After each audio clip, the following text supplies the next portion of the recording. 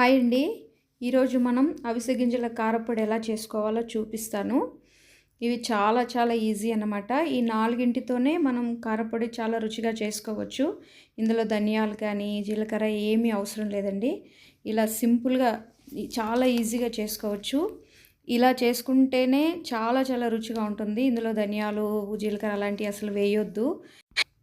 ఇలా ఒక క్లాత్ తీసుకొని ఇలా వేయించుకోవాలండి. కలుపుతూ వేయించుకోవాలి. అప్పుడు ఈక్వల్‌గా వేగుతాయి అన్నమాట.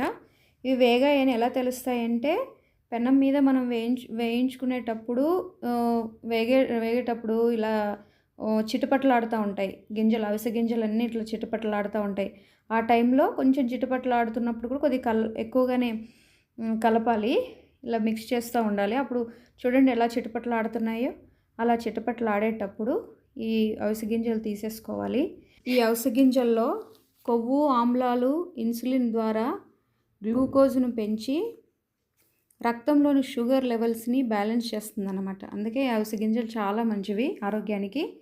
అలాగే ఇదే పెనం మీద ఎన్ని మిరపకాయలు మీకు ఎంత కారం తింటారో అంత మీరు ఎండు మిరపకాయలు వేసుకొని ఇలా వేయించుకోవాలి.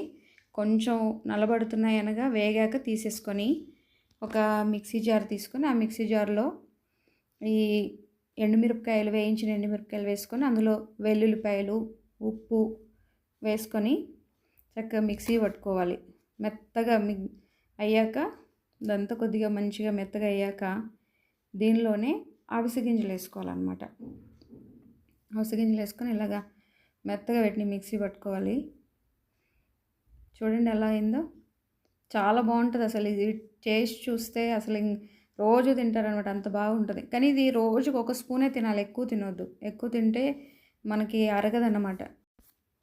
రోజు ఒక టీ స్పూన్ అవిసె గింజలు మనం తీసుకుంటే ఇందులో ఉండే విటమిన్ ఈ మన శరీరం పైన ఉన్న ర్యాషెస్ రాకుండా, మొటిమలు రాకుండా ఇది నివారిస్తుంది. అలాగే అవిసె గింజల్లో ఒమేగా ఫ్యాటీ 3 యాసిడ్స్ ఉండడం వల్ల మన బాడీలో ఉన్న కొవ్వును కరిగించి హార్ట్ అటాక్స్, తర్వాత ఇంకా హార్ట్కి సంబంధించిన ఏ ప్రాబ్లమ్స్ రాకుండా ఉంటాయన్నమాట. అందుకని వీడియో నచ్చితే లైక్ చేయండి, షేర్ చేయండి, సబ్స్క్రైబ్ చేసుకోండి. Thank you.